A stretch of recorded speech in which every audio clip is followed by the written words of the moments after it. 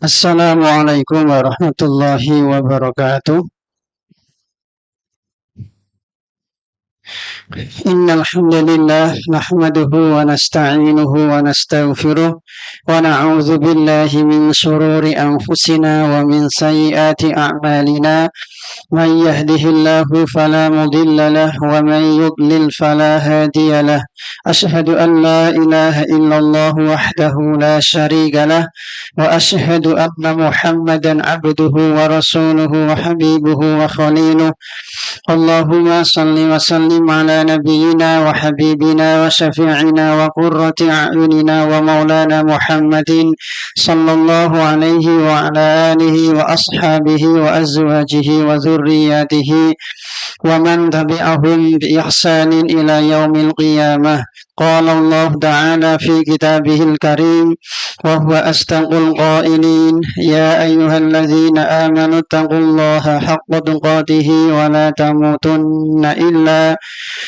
تموتن إلا وأنتم مسلمون. اللهم فقهنا في الدين وعلمنا التأويل. أما بعد. Ibu-ibu, ummahat, saudari-saudariku yang semoga kita semuanya senantiasa dirahmati oleh Allah Subhanahu wa taala. Mudah-mudahan kita semuanya senantiasa mencintai dan dicintai oleh Allah Subhanahu wa taala, dan kita bersyukur kepada Allah Subhanahu wa taala masih memberikan kita usia, masih memberikan kita nikmat niat yang baik untuk menghadiri salah satu taman-taman surga di dunia. Mudah-mudahan Allah memberikan kita ilmu yang bermanfaat. Amin ya rabbal alamin. Berbahagia, mungkin pernah kita sampaikan bahwa ada 3 ciri mukmin yang sejati. Ada 3 ciri mukmin yang sejati. Yang pertama adalah 1, apa Bu masih ingat Bu? 3 ciri mukmin yang sejati. Yang pertama, ketika kita mendapatkan nikmat, ketika kita mendapatkan karunia, kebaikan dari Allah Azza wa Jal, maka kita mengucapkan kalimat Alhamdulillah, kemudian kita bersyukur. Yang kedua, tatkala kita mendapatkan musibah, bencana, kesempitan hidup, mendapatkan penyakit, maka kita segera mengucapkan kalimat Inna lillahi wa inna ilaihi raji'un, kemudian kita bersabar.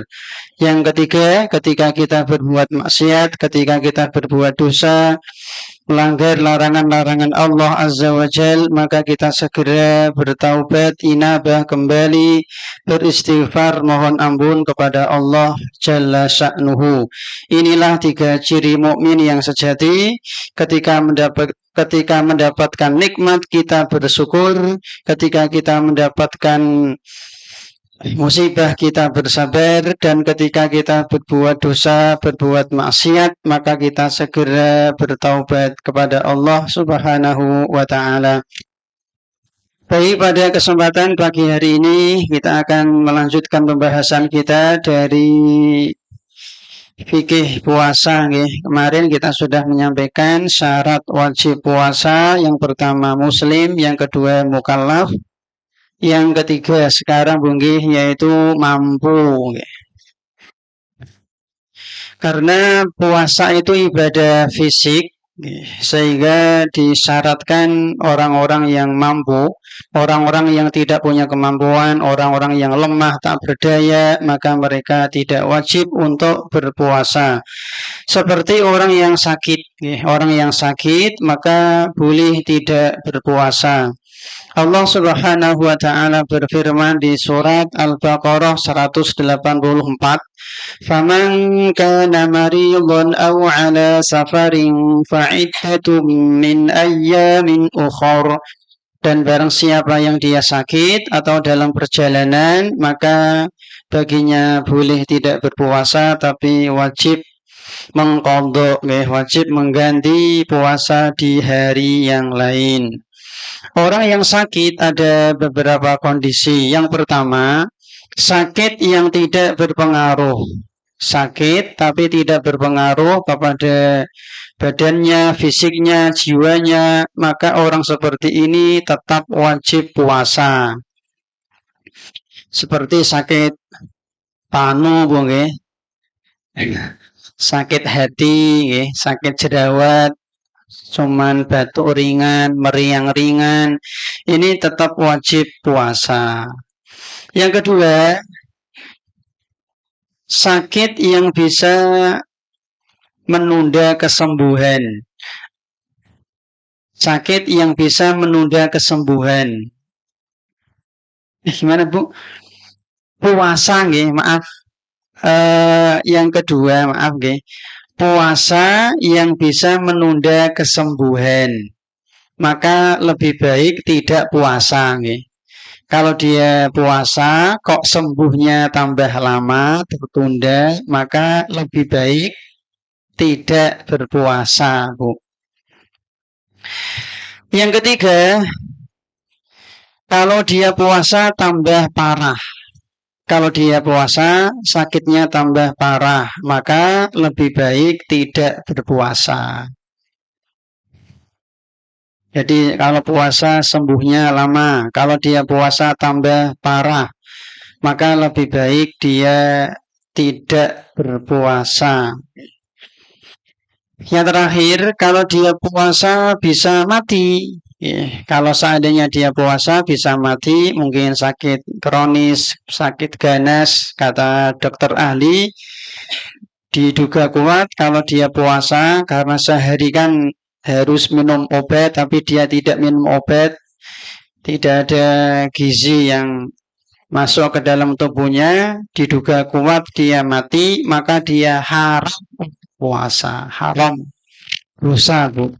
Kalau dia sengaja puasa, lalu dia benar-benar mati, bisa jadi dihitung bunuh diri. Nggak boleh, haram ibu-ibu.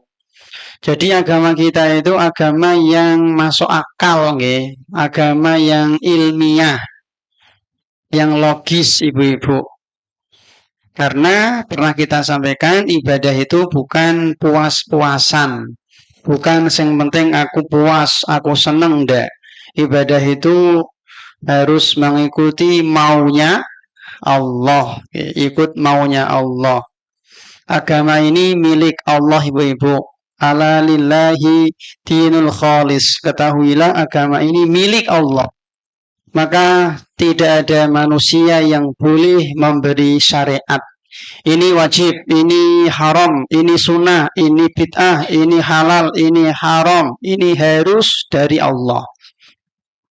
Orang yang mengatakan ini halal, ini haram, harus dalil. Bahwa dalil yang berhak mengatakan ini boleh, ini tidak boleh, ini halal, ini haram, ini syirik, itu hanya Allah, ibu-ibu. Maka orang melarang menikah di bulan Suro, ini dia telah menyaingi Allah.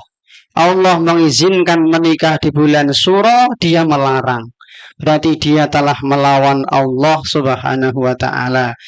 Allah mengizinkan, Allah membolehkan, Allah melegalkan makan suwiwi bagi wanita, tapi dia melarang. Allah Subhanahu wa ta'ala mengizinkan kita makan brutu ayam, ternyata bayi malah ngelarang. Berarti dia telah melawan Allah Subhanahu wa ta'ala. Enggak boleh, ibu-ibu. Jadi yang boleh ini halal, ini haram, itu hanya Allah. Bahkan Nabi kita Muhammad juga nggak berani. Ini nggak berani. Dulu ketika Nabi Muhammad Sallallahu Alaihi Wasallam haji wada, itu ada seorang sahabat yang dia itu rambutnya banyak kutu, rambutnya banyak tumor, sehingga gatal. Nah, ketika ihram haji itu kan dia gatal. Lalu dia konsultasi sama Nabi, ya Rasul, ketika ihram kan dilarang mencukur rambut, nggih. Padahal kepalanya banyak kutu, rambutnya banyak kutu. Apakah boleh saya cukur? Nabi diem. Nabi tidak langsung jawab. Tapi Nabi nunggu wahyu dulu. Nabi nggak berani ngarang, ibu-ibu. Karena agama ini bukan milik Nabi. Agama ini bukan milik Jibril. Agama ini bukan milik umat mazhab. Agama ini bukan milik ulama A, ulama B, milik Imam Syafi'i, milik enggak. Bukan milik Saudi enggak, milik Allah. Artinya kalau ulama fulan keliru ya kita tinggalkan. Mau dia MUI, mau dia madhab, mau Imam Syafi'i, mau dia Syekh bin Baz, ulama Saudi, Imam Masjid Nabawi, salah ya salah. Dan kita harus berani mengatakan itu salah. Walaupun ini tradisi di Saudi. Walaupun dia doktor, dia profesor, dia kiai haji, punya pesantren, banyak santrinya jutaan, nggak peduli. Salah ya salah. Bid'ah ya bid'ah. Syirik ya syirik.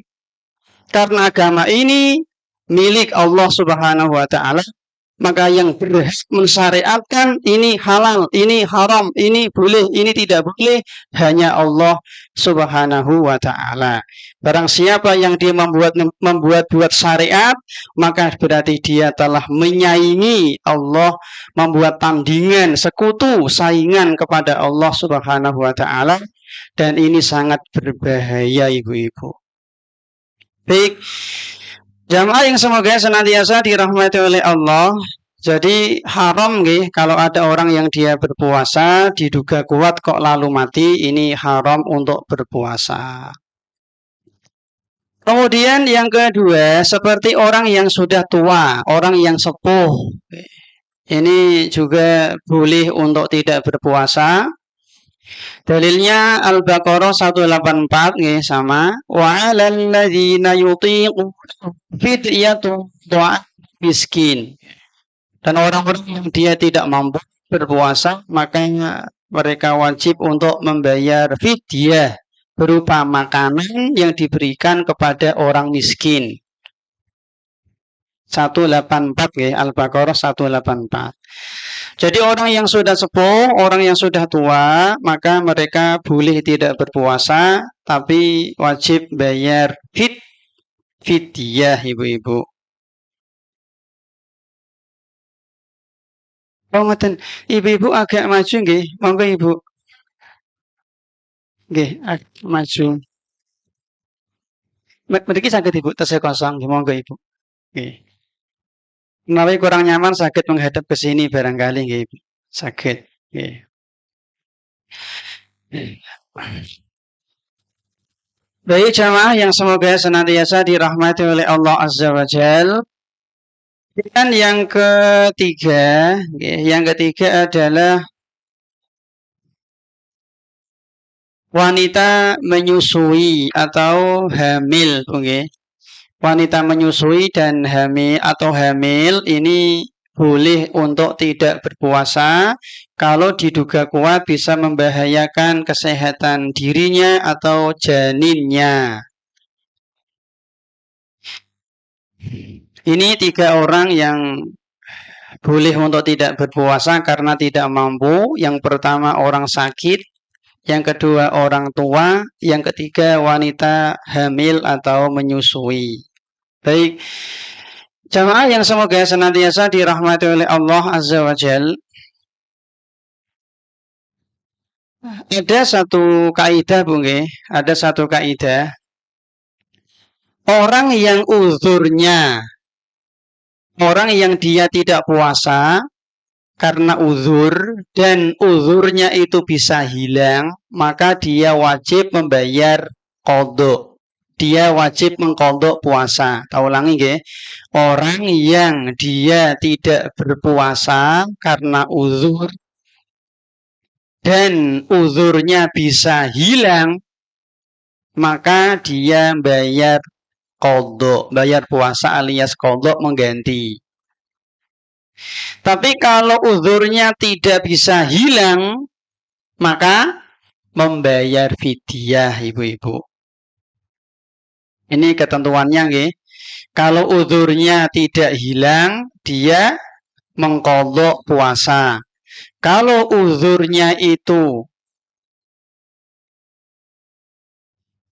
tidak hilang, tahu lagi Bu nggih? Kalau uzurnya hilang, dia qadha. Kalau uzurnya tidak hilang, maka dia bayar fidyah. Sekarang Bu sakit. Si A bulan Ramadan dia sakit. Akhirnya dia tidak puasa.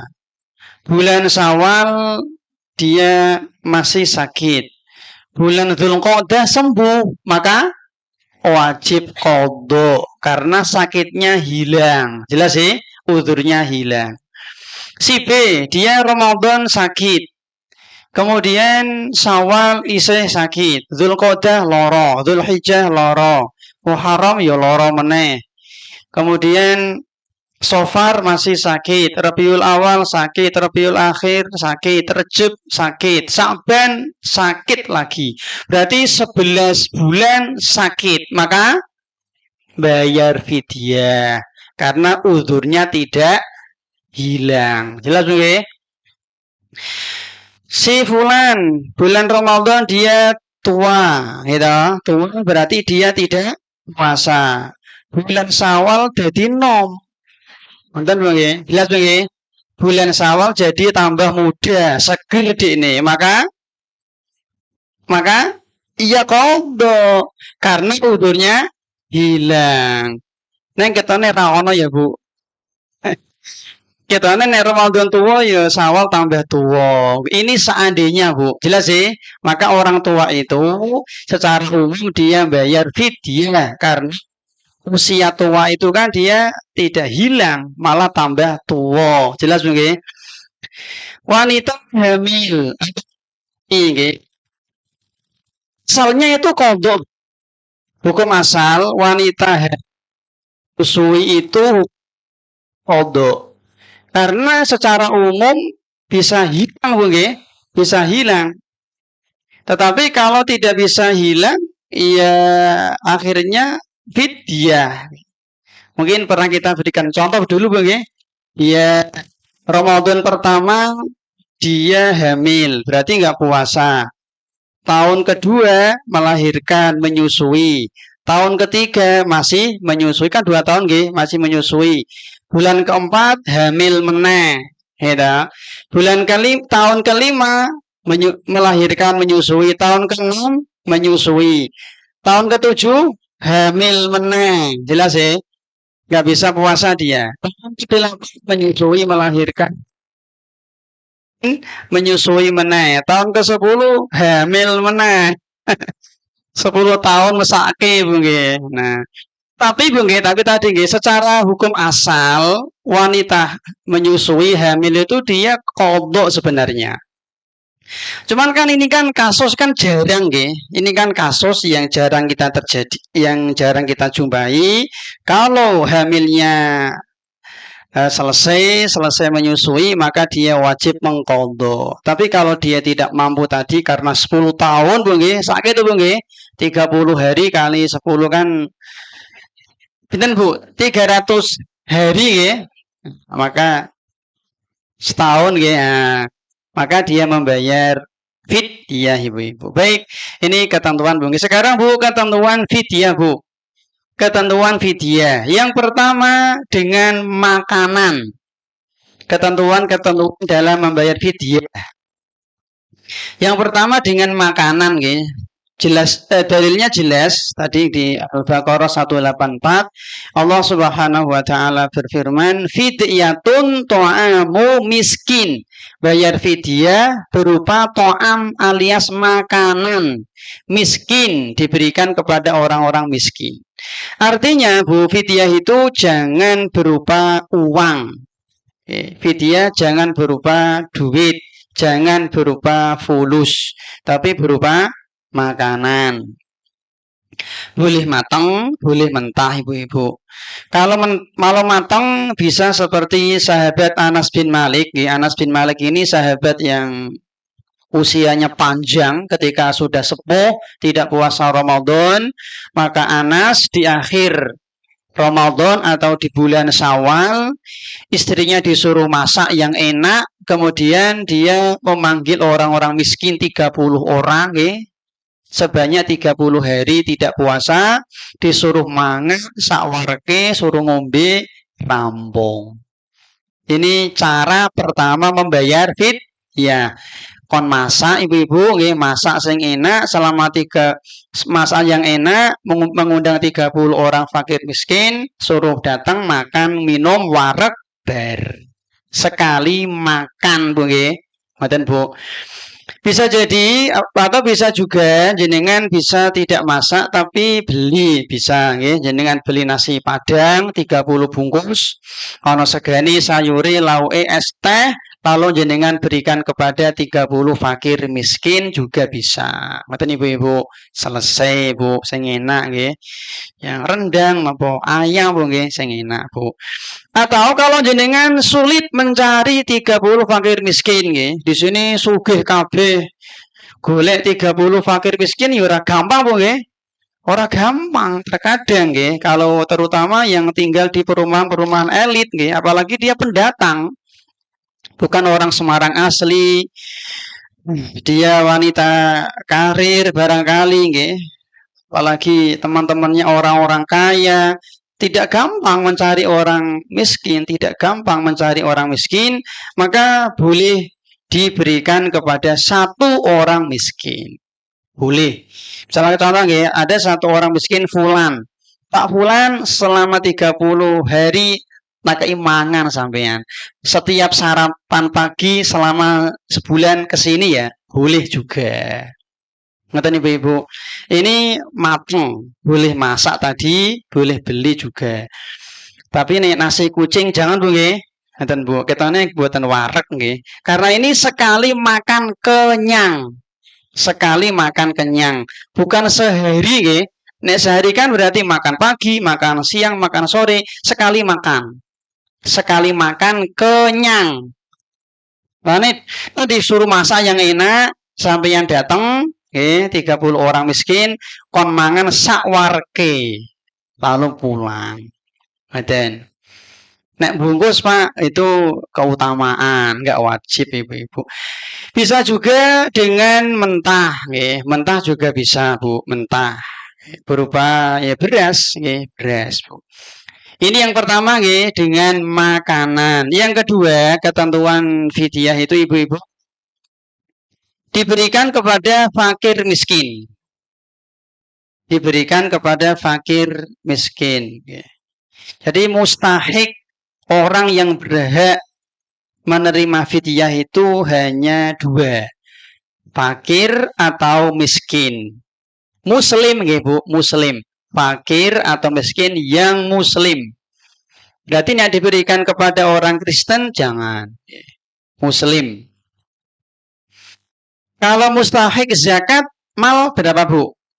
8 toh gitu, fakir, miskin, amil, rikob, kemudian ibnu sabil, gharib dan seterusnya 8. Kalau untuk mustahik fidyah cuma 2 tadi, miskin atau fakir, fakir atau miskin. Miskin fakir itu orang yang dia tidak punya penghasilan dan hidupnya kurang. Itu fakir. Orang miskin itu orang yang dia punya penghasilan dan dia masih kurang. Jadi orang fakir itu orang yang dia tidak punya penghasilan dan hidupnya kurang. Orang yang miskin dia punya penghasilan, punya pekerjaan, punya pendapatan tapi masih kurang Ibu-ibu. Ini diantara definisi miskin atau fakir. Ada juga yang memberi definisi nggih. Fakir itu orang yang punya penghasilan tapi penghasilannya kurang dari setengah kebutuhannya. Contoh, satu keluarga, anaknya 3, istri 1, berarti 5 dengan suami. Sebulan kebutuhannya misalkan 3 juta. Sebulan kebutuhan pokoknya 3 juta. Tapi penghasilan dia 1 juta, berarti dia fakir. Karena penghasilannya di bawah setengah dari kebutuhan. Jelas nggih? Tapi kalau gajinya itu di atas setengah dari kebutuhan, maka dia miskin. Contoh tadi, kebutuhannya 3 juta, penghasilan dia 2 juta. Maka dia miskin, bukan fakir. Berarti fakir lebih butuh daripada miskin. Ngaten Bu. Kemudian yang ketiga, di antara ketentuan fidyah itu tidak boleh diberikan kepada orang yang nafkahnya ditanggung. Tidak boleh diberikan kepada orang yang nafkahnya ditanggung. Ada seorang suami nggak puasa, kemudian fidyahnya diberikan kepada istrinya, tidak boleh. Ada seorang tidak puasa, kemudian fidyahnya diberikan kepada anaknya, nggak boleh. Karena anak itu nafkahnya dia tanggung, maka tidak boleh. Kemudian berikutnya ketentuan fidyah ibu-ibu, fidyah itu dibayarkan mengikuti posisi fisik dia. Ketentuan fidyah berikutnya, fidyah dibayarkan di tempat mengikuti posisi dia berada. Contoh ada orang muslim di Singapura, fidyahnya ya di Singapura. Ada orang Indonesia, dia TKW, ya atau TKI, ya. Orang Indonesia dia bekerja di Malaysia, kemudian dia di sana sakit nggak puasa, maka fidyahnya dibayarkan di Malaysia, bukan di Indonesia, karena mengikuti posisi diri. Oke. Kemudian berikutnya ibu-ibu, yang terakhir, fidyah itu besarannya berapa sih? Ini ulama berbeda pendapat. Dalam madhab Syafi'i itu 1 mud, Bu. Dalam madhab Syafi'i 1 mud. 1 mud itu 1/4 sok. 1/4 sok. Dalam madhab Hanafi itu setengah sok atau 2 mud. Memang tidak ada dalil yang jelas berapa sih besaran dari fidyah itu, nggak ada. Maka di sini ulama khilaf. Tadi guys, Syafi'i 1 mud sama dengan 1/4 sok. Nek Hanafi 2 mud berarti setengah sok. Berapa Bu besaran zakat fitri, Bu? Zakat fitrah itu pinten sih? 2,5 kilo. Nabi ini mboten kenal kilo barangkali Bu nggih. Kilo on. Nabi mungkin belum kenal nggih. Dulu di zaman Nabi dia kenalnya sok. Jadi zakat fitrah itu 1 sok. Nggih. Sok itu ukuran di zaman Nabi. Nabi belum ngerti on, mungkin belum tahu on, ton, kilogram, kilometer, kilogram, mungkin Nabi belum tahu nggih. Jadi zakat fitrah itu kan 1 sok Bu, gitu, 1 sok. 1 sok itu 4 mud. 1 sok sama dengan 4 mud. Jelas sih? 1 mud itu 4 cakupan 2 telapak tangan orang dewasa. Contoh nggih, misalnya ngeten. Ini beras Bu, saya ambil 4 kali. 1, 2, 3, 4.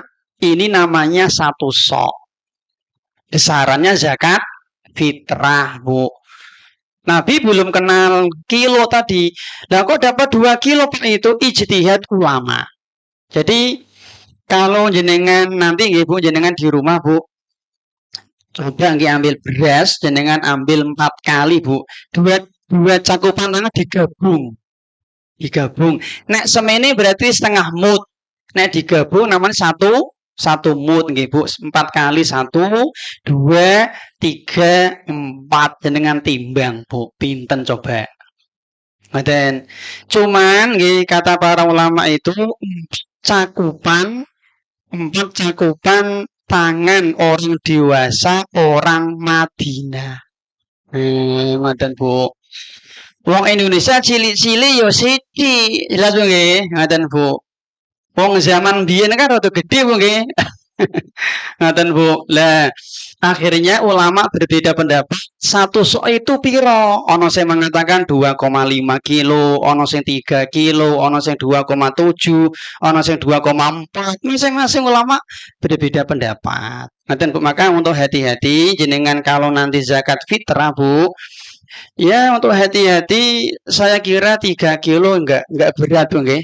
Tahun pisan Bu nggih. Zakat fitrah 3 kilo. Karena zakat itu kalau kurang tidak dihitung zakat, enggak sah dia, nggih. Enggak sah. Ngaten Bu. Kan ini sudah kita sampaikan nggih, pastikan ibadah kita sah dulu, yang penting sah dulu. Maka termasuk kalau kita berzakat fitri kok salah sasaran, bisa jadi tidak sah.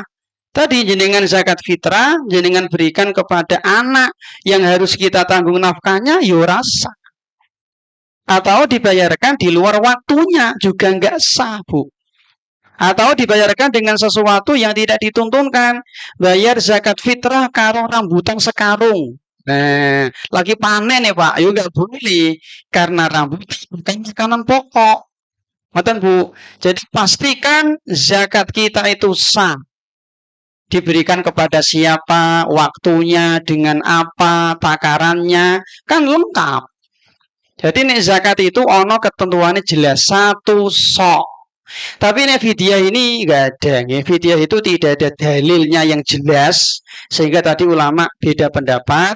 Satu mud menurut Syafi'i, dua mud menurut Hanafi. Tadi bagi satu sok berarti kan 4 mud, Bu. Oke, satu sok 4 mud. Nek satu mud berarti seperempat. Tidak Bu. Berarti bener nggih? Bener nggih. Berarti nek 2 mud setengah sok. Lah monggo jenengan ketika nanti bayar fidyah, barangkali jenengan punya kakek nenek yang sudah sepuh nggak puasa, jenengan nek membayar fidyah dengan mentah nggih dengan beras mentah, jenengan mau seperapat sok monggo atau setengah sok juga monggo. Artinya ngedene jenengan bayar zakat fitrahnya 3 kilo, berarti setengah sok berapa Bu? 1,5. Baik. Ibu-ibu yang semoga senantiasa dirahmati oleh Allah Subhanahu wa taala. Satu lagi Bu, satu lagi nih, ada yang ketinggalan. Ketentuan fidyah Bu, satu lagi. Fidyah itu hanya boleh dibayarkan ketika sudah ada sebab. Ini juga penting nih. Fidyah dibayarkan ketika sudah ada sebab. Fidyah dibayar ketika sudah ada sebab. Contoh Bu, kemarin kita puasa perdana kan hari Kamis nggih, 1 Ramadan hari Kamis. Fulan dia sepuh tua beliau, dipastikan tidak bisa puasa. Akhirnya kan nanti bayar fidyah. Nah, Pak Fulan ini dia bayar fidyahnya hari Rabu. Boleh nggak Bu? Bulan Sa'ban masih boleh? Nggak boleh, nggak sah. Jelas Bu nggih? Jadi fidyah itu dibayarkan ketika sudah ada sebab. Ini hari Sabtu Bu nggih. Berarti kan kita puasa berapa hari sudah Bu? Kamis, Jumat, Sabtu nggih. Nah, kita sudah puasa 3 hari nggih. Yang ketiga ini baru berjalan Bu. Pak Fulan dia sepuh tua, akhirnya dia nggak puasa Bu. Kemudian dia bayar fidyahnya 4 hari. 4 hari. Boleh nggak Bu? Nggak boleh. Maksimal dia boleh bayar fidyah berapa hari Bu? 3. Maten Bu. Berarti Pak Fulan ini hanya boleh bayar fidyah untuk hari Kamis, Jumat, dan Sabtu. Ahad besok nggak boleh. Harus nunggu besok dulu. Jelas Bu nggih? Jadi fidyah itu dibayarkan ketika sudah ada sebab. Kalau belum ada sebab nggak sah. Maten Bu. Boleh, nggak apa-apa, boleh. Dibayarkan sesudah Lebaran, boleh. Bareng tadi seperti Anas bin Malik, selesai Ramadan, boleh Bu. Per hari juga boleh. Ini contoh ini hari Sabtu nggak puasa, nanti sore beri makan kepada fakir miskin 1, boleh. Besok hari Ahad nggak puasa, sorenya bayar lagi, boleh. Per hari boleh. Atau dijamak nanti aja nggak apa-apa, akhir Ramadan atau Syawal tadi masak nggak apa-apa, boleh. Tapi jangan sampai dibayarkan sebelum ada sebab. Dalam Bu. Tadi orang hamil itu hukum asalnya dia mengqadha, hukum asal tadi hukum asal. Tapi kalau tadi dia hamilnya nyambung terus, ini yang memang ngeten Bu. Untuk wanita hamil dan menyusui, di sini Bu saya sampaikan pendapat Imam Syafi'i dan Mujahid itu qadha dan fidyah malah double. Memang ulama khilaf menurut Mujahid, ini seorang ulama tabi'in, Imam Syafi'i itu qadha dan fidyah. Yang kedua menurut Ibnu Qudamah, Imam Atha, Hasan Al-Basri, Az-Zuhri, Al-Auza'i itu qadha saja. Yang ketiga fidyah saja. Ini pendapat Sa'id bin Jubair. Jadi ulama berbeda pendapat ibu-ibu. Dan ini biasa dalam masalah fikih Bu. Insya Allah Bu, pendapat yang paling kuat wanita hamil menyusui itu pendapat yang kuat cuman qadha saja. Karena tadi dia punya uzur sebagaimana orang tua dan orang yang sakit karena dia tidak mampu. Baik, jamaah yang semoga senantiasa dirahmati oleh Allah Subhanahu wa taala. Kemudian yang keempat, syarat wajib untuk puasa yang keempat adalah mukim, ibu-ibu, mukim. Artinya orang yang tidak melakukan perjalanan safar, ibu. Dalilnya Al-Baqarah 184 tadi, faman kana maridun aw ala safarin fa'iddatum min ayyamin ukhur.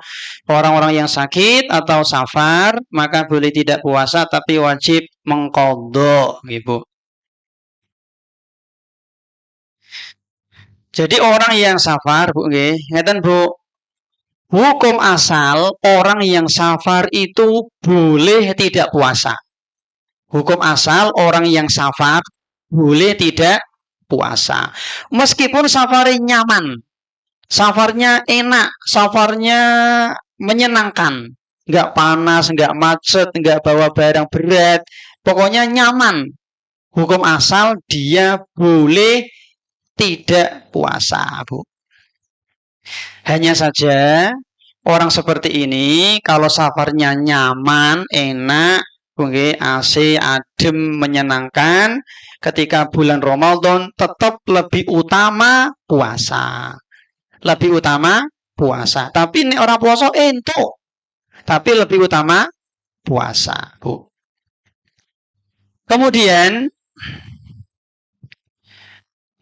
orang yang kalau dia safarnya berat. Kalau safarnya berat tadi yang pertama safar yang nyaman, enak, tidak berpengaruh, maka boleh tidak puasa, tapi lebih baik puasa. Yang kedua, ada orang yang dia safar itu memberatkan, Bu. Safarnya berat, maka orang seperti ini lebih baik berbuka alias tidak puasa. Dan ini pernah dilakukan Nabi. Ketika Fathu Mekah, Nabi Shallallahu Alaihi Wasallam itu dan para sahabat di bulan Ramadan, Bu, mereka tidak puasa karena sedang perjalanan dari Madinah ke kota Mekah. Bahkan, Bu, orang yang melakukan safar yang berat tapi dia nekat puasa ini tercela, Bu, nggak bagus. Kalau dia safarnya berat, macet, neng kereta api, neng mobil, bawa barang berat, orang seperti ini lebih baik buka. Kalau dia nekat puasa ini malah tercela, Bu. Yang ketiga, kalau dia puasa, kalau dia safar, kemudian dia puasa, dan kalau dia puasa itu bisa mati, binasa, maka lalu dia maka orang seperti ini wajib buka. Tahu ulangi, ada orang safar, kemudian kalau dia puasa malah bisa mati, binasa, maka wajib buka. Wajib untuk tidak berpuasa, Bu. Contoh, Bu, contoh. Si fulan, dia asli Banyuwangi misalkan, Bu. Tinggal di Semarang, besok dia rencana mudik misalnya, Bu, sudah beli tiket, Bu. Tiket bis Semarang Banyuwangi. berangkat jam 7 pagi hari Ahad misalkan nggih. Qadarullah hari itu dia tidak sahur karena kesiangan misalnya nggih. Padahal dia harus safar. Hari itu dia nggak sahur karena kesiangan.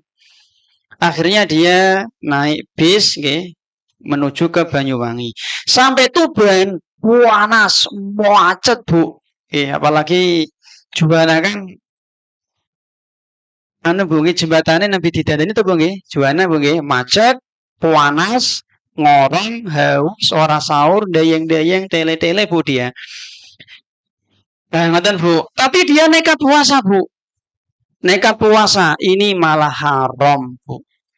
Ini malah dosa dia. Tadi kalau dia tetap nekat poso lalu dia mati, bisa jadi dia dihitung mati bunuh diri. Enggak boleh. Malah haram. Jelas nggih?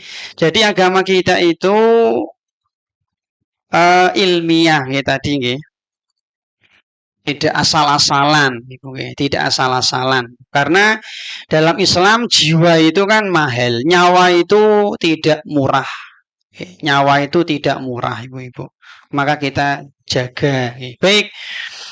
Sekarang jarak safar, Bu. Jarak safar ini ulama berbeda pendapat.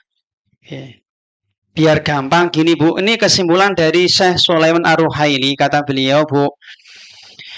Kalau kita melakukan safar perjalanan sejarak 80 kilo maka sudah dihitung safar. 80 kilo Bu nggih, sudah dihitung safar. Bagaimana Pak kalau saya melakukan perjalanan 78 kilo? Nah, Bu nggih, kurang 2 kilo atau 77, 79 Bu nggih. Maka kalau kita melakukan perjalanan kurang dari 80 kilo, kembalikan ke uruf. Kembalikan ke uruf. Uruf itu adat, Bu, tradisi masyarakat. Menurut masyarakat sini, Bu, nek jenengan dari Semarang ke Magelang yang jaraknya 77 kilo, apakah sudah safar? Belum. Berarti ya belum. Ini contoh saja. Dari Semarang ke Magelang jaraknya 77 kilo Pak.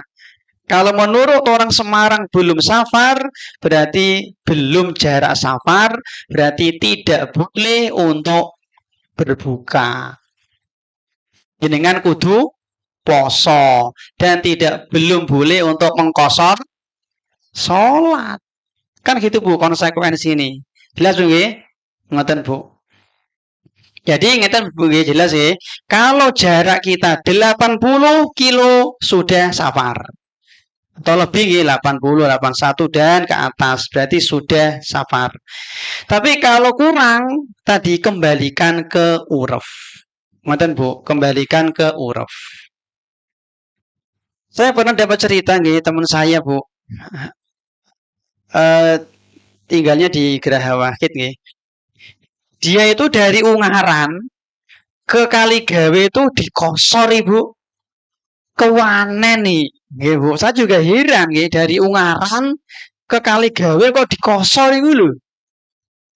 Ini kewanen Bu. Itu berapa kilo Bu nggih? Ini ke Kendelan Bu nggih. Kewanen Bu. Juga pernah dulu teman saya nggih. Dari terminal atau dari Unisula ya, dari terminal Unisula itu dari Unisula Simpang 5 Demak di jamak kosor Ibu. Itu kira-kira berapa kilo Bu nggih? Dari Unisula sampai ke Demak, terminal Demak Bu, Simpang 5 Demak. 60. 50 nggih Bu, 50 nggih, 50 loh Bu. Dan dia sudah jamak kosor. Ini kewanen Bu nggih, kekendelan Bu. Hati-hati Bu nggih, jangan Bu. Kalau sudah 80 monggo, tapi kalau belum hati-hati. Kata Ibu-ibu. Baik. Jamaah yang semoga senantiasa dirahmati oleh Allah Subhanahu wa taala. Kemudian yang terakhir syarat wajib puasa adalah tidak haid dan tidak nifas bagi wanita. Tidak haid dan tidak nifas bagi wanita. Berarti wanita ketika haid dan nifas tidak boleh puasa, ibu-ibu. Kemarin Bu sudah kita sampaikan, Bu, wanita ketika haid dan nifas itu hukum asalnya boleh melakukan sesuatu apa dilarang, Bu? Boleh. Hukum asal wanita haid itu boleh mengerjakan A, B, C, D, boleh. Boleh pergi ke sana kemari, boleh. Asalnya. Nah, ketika ada maka tidak boleh. Wanita haid itu kan yang dilarang kan sedikit, Bu. Paling 4 atau 5. 1 paling, Bu, nggih, setahu saya nggih 1 puasa, 2 sholat, 3 tawaf, 4 dan bagus 4 digauli suami, 5 dicerai. Paling 5 ini, Bu. Paling 5 ini. Lah mungkin nanti kalau baca Quran boleh apa tidak, berdiam diri di masjid apa tidak, pegang mushaf boleh apa tidak, ini ijtihad ulama setahu saya. Yang dari Nabi paling 5 tadi ini. Tidak boleh puasa, tidak boleh sholat, tidak boleh tawaf, tidak boleh digauli, tidak boleh dicerai. Dan makanya khilaf ulama, boleh nggak sih wanita haid baca Quran? Boleh nggak sih wanita haid pegang mushaf? Boleh gak sih wanita haid berdiam diri ikut kajian di masjid? Ini kan khilaf. Karena memang kalau nggak ada dalil ya akhirnya khilaf seperti itu, Bu. Dan kalau sudah ada dalil ya jelas cekro ya. Tapi kalau nggak ada dalil, ulama sering berijtihad. Dan pendapat ulama, ijtihad ulama bukan dalil. Jelas mungkin? Pendapat ulama bukan dalil. Justru butuh dalil. Nah, dan Bu, pendapat ulama bukan dalil, tapi justru butuh dalil. Artinya ngeten, Bu. Kalau ada ulama berpendapat A jenengan pendapat B, boleh nggak, Bu? Imam Syafi'i berpendapat halal, jenengan bilang haram, boleh? Bu, Pak, kan dalil, Bu. MUI berpendapat hijau, jenengan merah, boleh? Bu, enggak? Kan bukan dalil. Bahkan 4 mazhab loh. Imam Ahmad, Syafi'i, Hambali, Hanafi pendapat halal. Kan bilang haram, boleh? Bu,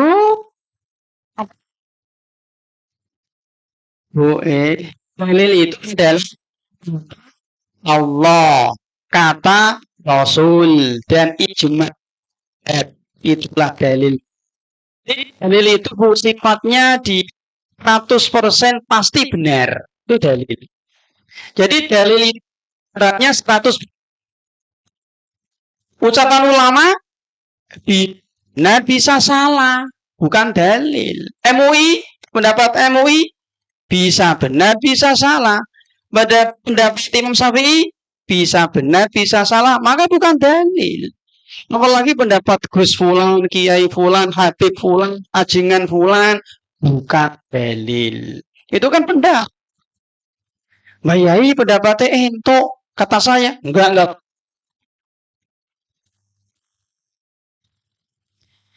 MUI melarang loh. Kata saya enggak apa-apa, boleh, enggak masalah. Tapi kalau Nabi bilang A, kok saya bilang B, saya pasti sesat. Allah bilang halal, kok kita bilang haram, kita pasti sesat. Jadi dalil itu sifatnya mutlak benar, 100% pasti benar, tidak ada celah kesalahan sedikit pun. Itulah dalil. Maka ada orang tanya, mas dalilnya? Kata Mbah Yai, bukan dalil. Mana dalilnya, Pak? Kata kiai saya, bukan dalil. Dalil itu kata Allah. Berarti dari Al-Quran, surat sekian, ayat sekian. Kata Nabi, ini loh, kata Nabi, di kitab Sahih Al-Bukhari hadis nomor sekian. Nah, itu dalil. Tapi kalau kata ustadz, kata kiai, kata bukan dalil, ibu-ibu. Jelas mungkin? Baik. Jamaah yang semoga senantiasa dirahmati oleh Allah Subhanahu wa taala. Tetapi ibu-ibu, meskipun wanita haid itu tidak boleh puasa Ramadan dan puasa-puasa yang lain, bukan berarti libur total dari ibadah. Oke. Masih banyak ibadah-ibadah yang bisa dikerjakan oleh wanita yang sedang haid. Misalkan membaca sholawat, berzikir, wirid, donga, okay? Termasuk tadi baca Quran, insya Allah juga boleh, dan yang lain. Bertaubat, beristighfar, tasbih, tahmid, tahlil, masih banyak, Bu. Jadi wanita haid itu bukan libur total ibadah, enggak, tapi ibadahnya dibatasi. Ya, dibatasi, Ibu-ibu. Baik jamaah yang semoga senantiasa dirahmati oleh Allah Subhanahu wa taala. Yang terakhir mungkin kemarin unsur puasa yang terakhir adalah disertai dengan niat. Ini terakhir, Bu. Unsur puasa terakhir yang keempat adalah harus disertai dengan niat untuk beribadah kepada Allah Azza wa Jal. Sebagaimana hadis Nabi yang sudah kita hafal, innamal a'malu bin niyah, bin niyati. Sesungguhnya amal itu tergantung dari niat, hadis ini itu berkaitan dengan amalan batin, Bu. Timbangan, Bu, ada dua timbangan amal. Dengan timbangan amal batin itu niat ini, hati kan niat ya. Sedangkan timbangan amal lah hadis kata Nabi, man amila amalan laisa alaihi, itu barang siapa yang dia beramal tanpa ada contoh dari Nabi maka dia tertolak. Jadi ada amal, ada timbangan amal lahir, ada timbangan amal batin, ibu-ibu. Ulama sepakat nggih, an-niyatu mahalluha fil qalbi. Niat itu tempatnya di hati. Jadi niat itu amalan hati, bukan amalan lisan. Bukan amalan lisan, Bu. Berikan contoh, Bu, amal lisan, Bu. 1. Zikir. 2. Sholawat. 3. Azan. 4. Qomat. 5. Takbiran. 6. Ihlal, nggih. Dalam, Bu. Talbiyah, bagus. Terus, Bu. Contoh amalan lisan, baca Quran, nahi mungkar, amar ma'ruf, ceramah. Ini contoh-contoh amalan lisan. Lah hati, lah niat itu amalan hati. Maka niat tidak perlu dibaca, Bu. Jadi kita itu wajib untuk berniat, bukan membaca niat. Jelas, Bu, nggih? Kita ketika mau puasa harus berniat, bukan membaca niat. Maka orang yang dia mau puasa kok membaca niat, nawaitu shamawatin an adai fardhi syahri ramadhana hadhihi sanati fardhun lillahi ta'ala, ini tidak ada contoh dari Nabi dan para sahabat. Padahal standar kebenaran agama 2. Standar kebenaran agama ini itu 2, Bu. Nabi dan para sahabat. Nabi dan para sahabat, Nabi dan para sahabat, dan mereka sudah dijamin masuk surga. Artinya, kalau jenengan pingin sukses seperti para sahabat dan Nabi, ikuti mereka. Maten, Bu. Jadi kita ini harus mencontoh, mengikuti Nabi dan para sahabat. Apanya, Pak? 2. Kita harus mengikuti, mencontoh Nabi dan para sahabat. Contoh apanya? Pakaiannya, makanannya, tunggangannya? Enggak. Apanya, Bu? 2, yaitu agama dan cara beragama mereka. Jadi kita ingin selamat di alam barzah, di alam mahsyar, di alam akhirat, Ikuti dua ini.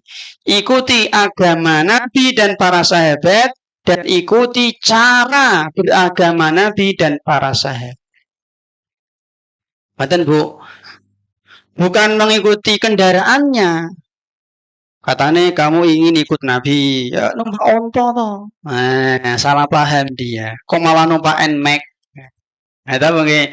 Kok malah numpak Pajero, numpak Xenia, numpak Beat, numpak onto. Jadi ikut Nabi, nggak paham dia.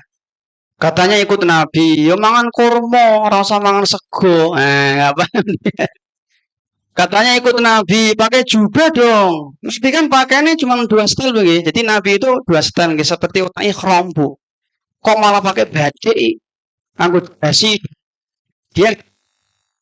Kita itu bukan, kita nggak mengikuti makanan Nabi, kita nggak mengikuti kendaraan Nabi. Yang kita ikuti itu agama Nabi dan cara beragama Nabi.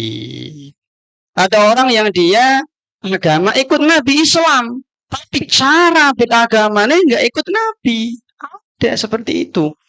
Agama dia Islam, ikut agama Nabi, tapi praktik beragamanya tidak mencontoh Nabi. Apakah Nabi Shallallahu Alaihi Wasallam ketika mau sholat membaca usoli? Nah, dia pakai usoli, berarti cara beragama dia tidak mencontoh Nabi. Manten, Bu. Apakah Nabi ketika mau puasa nawa itu sama godin? Tidak, dia pakai nawa itu sama godin. Berarti cara beragama dia tidak mencontoh Nabi. Manten, Bu. Apakah Nabi ketika ada kematian ditahlilkan? Nah, kalau tidak, ya tahlilan, berarti kamu tidak mencontoh cara beragama Nabi. Betul, Bu. Jadi standar kebenaran agama itu 2 ini, Nabi dan para sahabat. Nabi dan para sahabat. Maka kita menyarankan jenengan untuk ikuti ini, ikuti Nabi dan sahabat. Bukan ikut ustadz, jangan. Bukan ikut kiai, jangan. Ikuti Nabi dan para sahabat. Pasti sukses, pasti berhasil. Artinya gini, Bu. Ada ustadz yang ngisi kajian di sini, termasuk saya mungkin. Ngisi kajian di sini kok keliru. Nabi sahabat kok A. Ini Subuhi kok bilang B, tinggalkan. Tanpa ragu-ragu. Jelas ya? Loh, ini Nabi dan para sahabat kok merah. Ini Subuhi kok hijau, tinggalkan. Tanpa ragu-ragu. Walau dia ustadz, walau dia profesor, kiai haji, dia imam masjidil haram, dia syekh, tinggalkan. Selama menyelisihi Nabi dan para sahabat. Tidak begitu? Ngerti, Bu? Jadi kita itu kan merdeka, Bu. Kita itu manusia merdeka. Kecuali tidak merdeka dari aturan Allah dan Rasulnya. Ngerti, Bu? Jadi jenengan jangan apa ya, Bu? Istilahnya itu taklid. Aku merdeka. Saya merdeka. Kita beribadah itu harus ikut dalil. Enggak ada dalil, ya jangan. Ngeten, Bu. Jadi ngeten, kalau jenengan mendapatkan amalan tertentu, zikir tertentu, wirid tertentu, puasa tertentu, sholat tertentu, tanya dulu dalilnya mana, Pak. Itu, Bu. Jelas sih? Dalilnya mana, Pak? Apakah Nabi dan para sahabat pernah mengamalkan? Kalau enggak, ya enggak. Itu, Bu. Apakah Nabi dan para sahabat berbunga ketika ziarah kubur? Yes, Bu. Tenane, Bu. Nabi kita Muhammad Shallallahu Alaihi Wasallam, beliau sering ziarah ke makam Baqi, dan gak ada riwayat Nabi tabur bunga. Nabi Shallallahu Alaihi Wasallam terkadang berziarah ke syuhada Uhud, Nabi tidak tabur bunga. Nabi Shallallahu Alaihi Wasallam pernah menziarahi kuburannya wanita hitam, gitu. Yang niku yang resepsi masjid, dan Nabi tidak tabur bunga. Aisyah pernah ziarah kubur, juga nggak ada riwayat Aisyah tabur bunga. Jadi nggak ada riwayat Nabi dan para sahabat mereka tabur bunga ketika berziarah kubur. Contoh Nabi dan para sahabat. Jadi agama ini itu sederhana Bu sebenarnya. Mudah, gampang, ringan, apa ya Bu? Tidak sulit, tidak memberatkan dan berkah. Menjadi ribet, repot karena tadi tercampur amalan ini, tercampur kreasi fulan, tercampur karangan Mbah Fulan, Gus Fulan. Akhirnya sholawat sekarang berapa Bu sholawat? Sholawat ini, sholawat itu, sholawat wakeh menu ya Allah. Masya Allah. Ini kalau dibiarkan Bu, bisa bahaya loh. Yang rusak nanti agama. Ilmu diangkat oleh Allah, para dai-dai yang menyeru sunnah nggak ada. Orang dia sudah bingung antara yang sunnah dengan yang tidak sunnah dan seterusnya. Jadi Bu, intinya niat tempatnya di hati Bu. Lah khusus untuk niat puasa wajib itu harus diniatkan sebelum terbit fajar. Artinya malam hari. Jelas Bu? Ada orang Bu, contoh Bu, ada orang Bu. Si Fulan. Misalkan si Fulan ini rencana mau mudik misalkan. Rencana mau mudik esok hari. Habis isa dia gojak-gajik. Poso pora ya, poso pora ya, poso pora ya Bu. Dia bingung antara puasa atau tidak. Poso pora, gojak-gajik. Akhirnya ini turu Bu. Turu kawanan kerinan ini petang ini jam 5. Maka orang seperti ini belum dihitung berniat. Karena dia masih gojek-gajik tadi Bu. Dia belum dihitung berniat Ibu-ibu. Jelas ya? Maka pasang niat sebelum terbit fajar Ibu-ibu. Lah untuk puasa sunnah, puasa sunnah mutlak itu boleh niatnya di tengah hari, boleh selama dia belum makan, belum minum antara subuh sampai siang tadi, boleh. Tapi kalau khusus untuk puasa wajib, maka niatnya dipasang sebelum terbit fajar, Ibu-ibu. Bagi jamaah yang semoga senantiasa dirahmati oleh Allah Subhanahu wa taala. Jadi puasa ini punya tujuan untuk mendekatkan diri kepada Allah Subhanahu wa taala, bukan ben sehat, bukan ben tambah langsing, berat badan turun boten Bu, tapi semata-mata mengharap ridho dari Allah Subhanahu wa taala. Jadi niat sangat penting Bu. Dengan niat ini itu amal seseorang satu sah apa tidak. Itu karena dengan niat sah apa tidak. Yang kedua dengan niat ini pahalanya gede apa cilik. Itu juga karena niat. Yang ketiga dengan niat ini itu dapat pahala atau dapat dosa juga karena niat. Kalau dia salah niat bisa jadi nggak mendapatkan pahala. Ini pentingnya niat. Dan niat tadi tempatnya di hati, tidak usah dilafatkan, tidak usah dibaca. Karena Nabi dan para sahabat, mereka tidak pernah mengamalkan.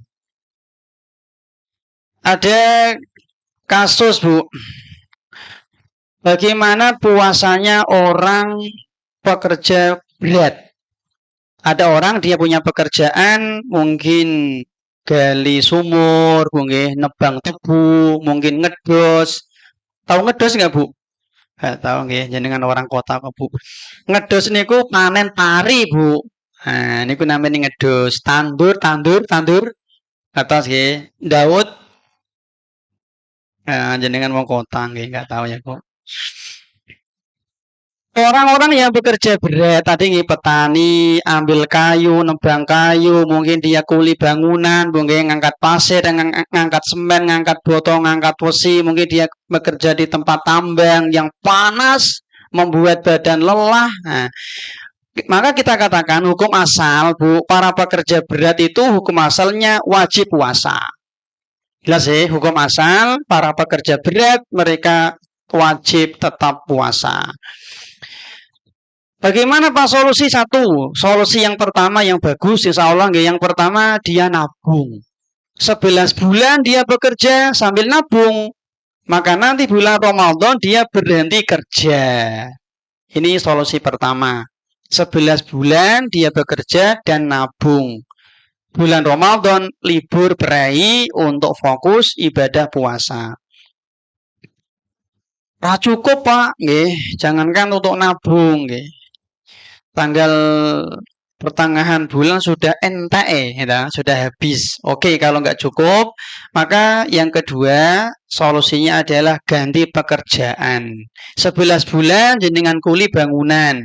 Bulan Ramadan jenengan ganti jadi dodolan es cendol.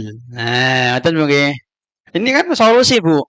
Dodolan dawet, dodolan degan, dodolan cilok, gorengan, Bu nggih. Lah nanti Syawal kuli bangunan meneh. Ngoten, Bu. Wah, aku udah bisa dodolan, Pak. Isaku yo ngangkati pasir, ngangkati botol, ngangkati wesi. Oke, dia nggak punya keahlian dan tuntutan pekerjaan. Nggih, kalau nggak kerja, nggak makan, istri anaknya butuh nafkah dan dia harus kerja. Maka nggih kata para ulama, orang seperti ini dia puasa. Contoh nggih, besok misalkan hari Ahad. Hari Ahad misalkan harus kerja, misalkan hari Ahad tetap kerja. Maka si fulan ini, kuli bangunan ini dia tetap wajib niat puasa, punya tekad untuk puasa dan dia sahur. Jam 7 mulai kerja, jam 8, 9, 10, 11 kerja. Jam 2 siang panas ngorong haus, deyeng tele Bu nggih, maka boleh berbuka. Tapi qadha. Jelas nggih? Maka dia qadha. Tapi ini bukan terbaik memang. Tapi ya tadi gimana? Kok nabung ra iso, ganti kerjaan ra iso, Bu nggih. Atau misalkan dia kerja setengah hari gak iso, nggih. Geser waktu kerja kudu malam gak bisa, Mas. Ini kan proyek saya, kamu kan bawahan saya nggak bisa kerja malam, nggak bisa geser waktu, nggak bisa. Akhirnya dia tetap kerja keras, nggih, memberi nafkah keluarga. Tadi nggih dia tetap niat puasa, Bu. Lah di tengah-tengah kerja kok ngorong haus deyeng-deyeng, maka untuk dia insya Allah boleh tidak puasa, tapi wajib qadha, Bu. Ada si fulan dia kuli bangunan. Dasare wong males, dia menjadikan pekerjaan dia sebagai kuli bangunan itu jadi alasan untuk tidak puasa, Bu.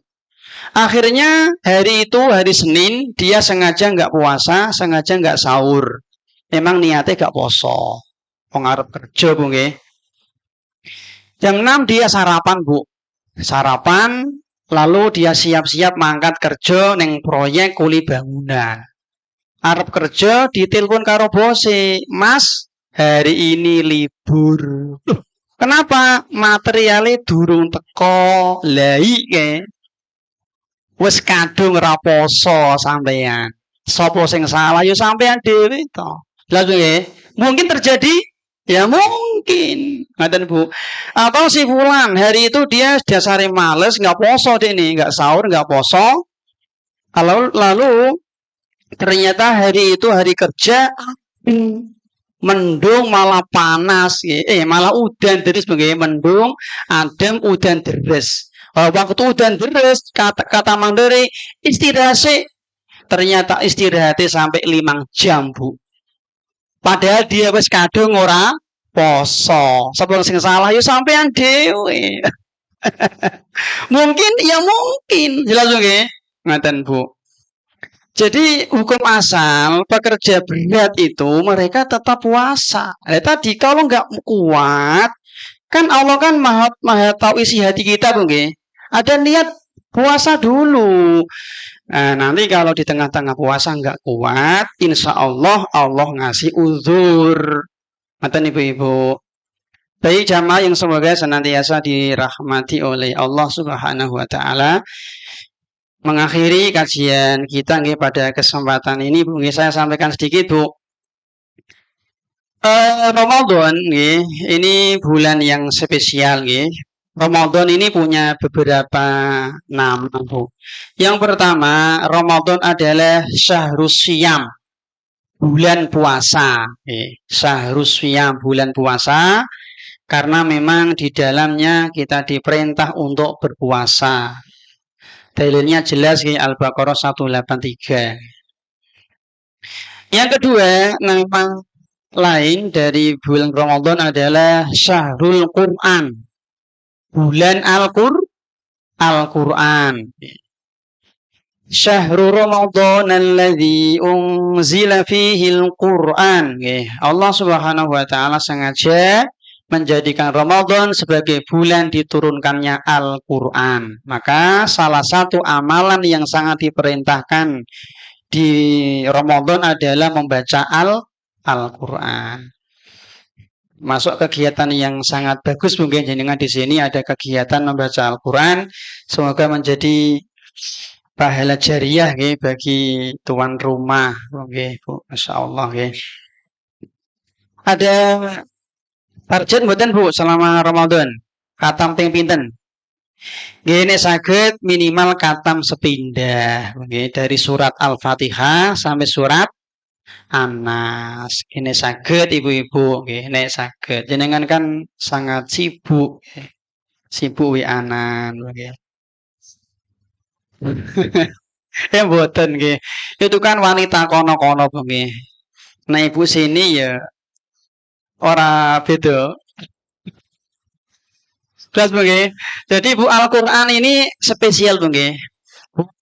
Al-Qur'an itu nggih oleh Allah Subhanahu wa taala diturunkan melalui malaikat baik. Sinten? Jibril. Diberikan kepada manusia terbaik. Sinten? Nabi kita Muhammad sallallahu alaihi wasallam. Kemudian diturunkan di malam terbaik, malam Lailatul Qadar. Kemudian ayat surat diturunkan di kota baik, kota Mekah ya, kota Mekah. Kemudian ayat yang terakhir gitu, itu diturunkan di hari termulia, hari Jumat tanggal 9 Arafah. Jadi harinya mulia, tanggalnya juga mulia, Bu. Itulah Al-Quran. Jadi Al-Quran itu diturunkan oleh Allah melalui malaikat terbaik. Diberikan kepada manusia terbaik. Pada malam terbaik. Kemudian bulannya bulan berkah Ramadan. Kemudian di hari Jumat, hari terbaik, hari Arafah. Dan Bu, maka orang-orang yang berusaha mengajar dan belajar Al-Quran, insya Allah menjadi orang-orang yang terbaik, Ibu. Maka jangan bosan untuk belajar dan mengajar Al-Quran. Khairukum man ta'allamal Quran wa 'allamah. Aku wis tuwa, Pak. Kon ngaji yo isin, mosok alip-alipan. Aja alip-alipan, alip tenanan. Nah, ngoten nggih. Nek alip-alipan yo isin, alif tenanan nggih. Monggo ibu-ibu sing dereng saged maos, saged rawuh mriki setiap hari Sabtu nggih. Kamis. Kamis dan Sabtu. Masya Allah, Bu nggih. Jamaah yang semoga senantiasa dirahmati oleh Allah Azza wa Jal. Yang ketiga, Al-Quran Ramadan adalah Syahrul Lailatul Qadar, bulan Lailatul Qadar. Bulan Lailatul Qadar. Inna anzalna fi Lailatul Qadar. Jadi malam ini malam yang lebih baik daripada 1000 bulan, ibu-ibu. Yang terjadi satu kali di dalam 1 tahun. Maka semangat kita mencari malam Lailatul Qadar, terutama di 10 hari terakhir di bulan Ramadan, ibu-ibu. Terutama juga semangat lagi di malam ganjil. Dan lebih semangat lagi di malam 27. Dan jelas ya, paling semangat di malam 27 Ramadan. Sangat diharapkan turun malam Lailatul Qadar. Dan ini kata seorang sahabat yang bernama Ubay bin Ka'ab. Ubay bin Ka'ab. Okay. Kemudian yang berikutnya, Ramadan adalah syahrus sabr. Bulan kesabaran, ibu-ibu. Bulan kesabaran. Ini nasihat Nabi kepada sahabat Abu Umamah Al-Bahili. Sum syahras sabri. Sum syahras sabri. Berpuasalah di bulan kesabaran. Puasalah di bulan kesabaran, bulan Ramadan, ibu. Jadi kan tak tanya, Bu, apa Bu inti puasa, Bu?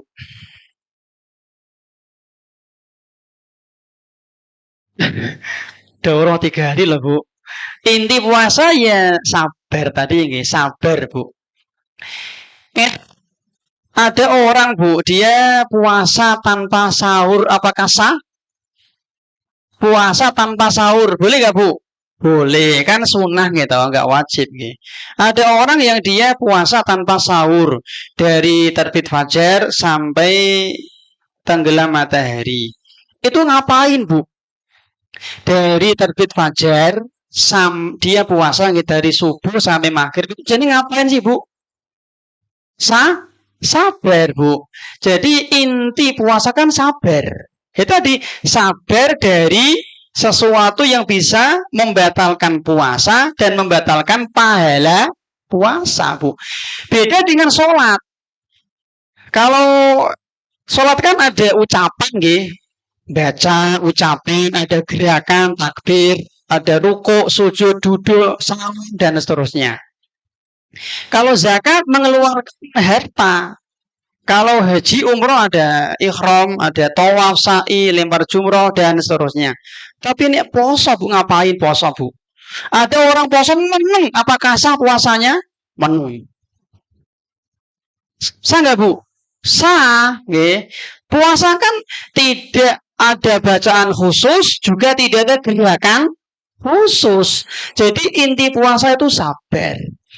Jelas ya? Jadi sabar, menahan diri dari hal-hal yang membatalkan puasa dan yang bisa membatalkan pahala puasa. Ngoten, Bu. Itu inti puasa itu sabar. Oke. Mulane kalau kita sedang puasa kok ditantang gelut, sabar. Ojo layani bar maghrib, Mas. Nah, ngoten. Oh, meneng guri kono ya. Ojo, Bu. Tetap ojo, sabar, Bu. Jangan puasa dicaci maki, dihina, direndahkan, sabar. Jelas nggih? Tak wales engko, jangan. Tetap jangan. Jelas nggih? Membalas, boleh nggak, Bu, membalas, Bu? Membalas kezaliman orang. Dalam nggak boleh. Jenengan dijewer, lalu jenengan balas jewer, setimpal, boleh nggak? Boleh, Bu, nggih. Boleh, Bu. Jadi kita itu boleh membalas kezaliman orang itu dalam perkara apa ya, harta atau fisik, ditendang, balas nendang, boleh. Tapi yang setimpal, nggih, ngaten boleh, Bu. Boleh. Yang seimbang. Yang dilarang itu ucapan. Ucapan itu nggak boleh, Bu. Misalnya contoh misalkan kita dikatakan kamu anjing. Nah, lalu kita, woi anjing, ini nggak boleh. Jelas nggak boleh, Bu. Tapi kalau apalagi lebih, kamu anjing. Kue anjing rabies. Nah, ini malah nggak boleh lagi, Bu. Jelas nggih? Ngaten, Bu. Ini nggak boleh, Bu. Jelas nggih? Ngaten. Afwan Ustadz. Diberikan kesempatan untuk jamaah untuk bertanya Ustadz. Oh, ngoten. Dalam puasa yang terakhir. Nggih, Bu. Jadi kemarin dipendam sama jamaah. Oh, ngoten, Bu. Yang sahru doa. Isingan aja nggih. Sahru doa, bulan doa. Berikutnya yang ke kok 7, 6, 5? 6. Ke-6 syahrul maghfirah. Bulan ampunan, ya. Berikutnya syahrul mubarak, nih, bulan berkah. Yang terakhir adalah Syahrul Qiyam. Bulan di mana malam harinya dihidupkan untuk beribadah kepada Allah Subhanahu wa taala. Ini 8 nama. Oke. Maka Bu nggih, kalau ada orang yang nyebut Ramadan dengan bulan suci ini keliru, Bu. Keliru, enggak dalil. Keliru. Bulan suci itu enggak ada dalil. Termasuk Ramadan bulan belanja. Nah, juga enggak ada. Ramadan bulan con, enggak ada. Ramadan bulan nyekar. Ramadan bulan nyadban, enggak ada. Jelas nggih? Oke, demikian kurang sekitar 5 menit. Barangkali ada pertanyaan yang bisa kita jawab. Yang tidak bisa nanti bisa ditanyakan kepada ustadz yang lain. Monggo. Langsung napa pripun? Langsung nggih, monggo.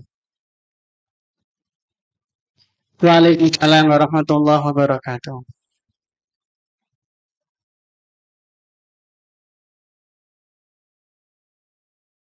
Yeah.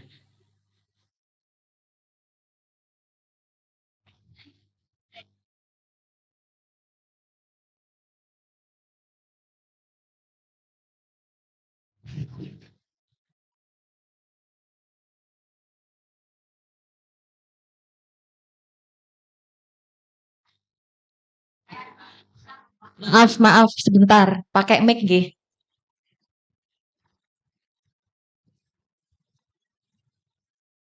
Assalamualaikum warahmatullahi wabarakatuh. Mohon izin bertanya Pak Ustadz. Ini mengenai donor darah. Donor darah itu kan sebenarnya kegiatan yang baik ya Dok. Itu mau tanya di zaman Rasulullah itu ada nggak donor darah? Kemudian di puasa ini misalkan ada notifikasi kita saatnya jadwalnya donor darah, itu gimana, kan darah kita diambil 330 cc, itu boleh apa enggak karena kita kan sedang puasa.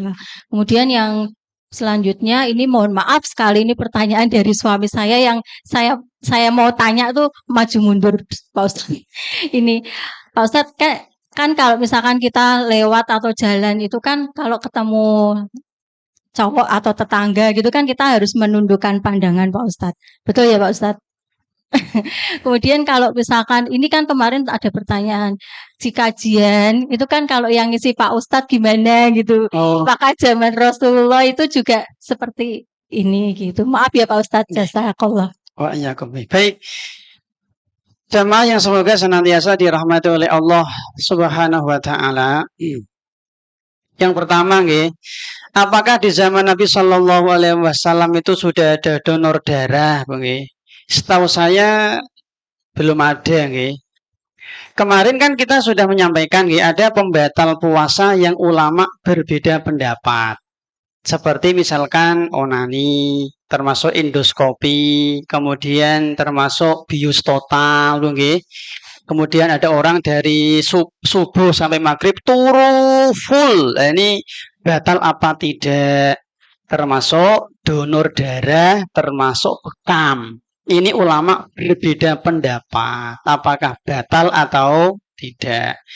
Insya Allah nggih, pendapat yang kuat, kalau seandainya kita bekam atau kita donor darah tapi tidak membahayakan, tidak menjadikan kita lemes, tidak memberikan kita maldorot, insya Allah boleh dan tidak membatalkan puasa.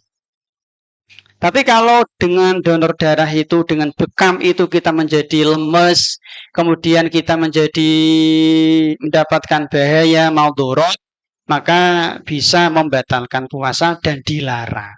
Betul Bu. Jadi ulama berbeda pendapat. Terus kemudian yang kedua, hukum asal Bu nggih, hukum asal.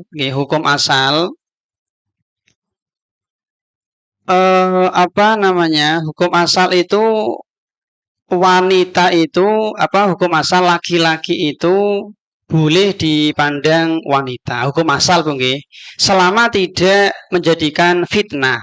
Karena di zaman Nabi Shallallahu alaihi wasallam, Nabi terkadang ya bertemu dengan sahabiyah, terkadang juga tanya jawab, Bu nggih, boleh selama tidak terkena fitnah. Memang Bu, yang paling bagus itu eh ustadznya itu nggak terlihat. Yang paling bagus memang. Ya nun sewu nggih, nun sewu, bukan membandingkan nggih. Ya ada sebagian kajian yang seperti ini, ada yang kajian yang ustadznya itu disembunyikan, Bu. Saya kalau ngisi di Geraha Wahid itu disembunyikan.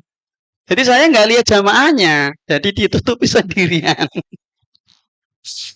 di Geraha Wahid nggih. Ya ada yang seperti itu memang nggih. Memang itu yang paling bagus sebenarnya, Bu. Itu yang paling bagus nggih. Cuman tapi ngeten nggih, memang sebagian orang itu orang-orang ustadznya kadang nggak marah, Bu nggih. Nggak marah. Suara-suara tok gitu nggak marah, Bu nggih, gitu.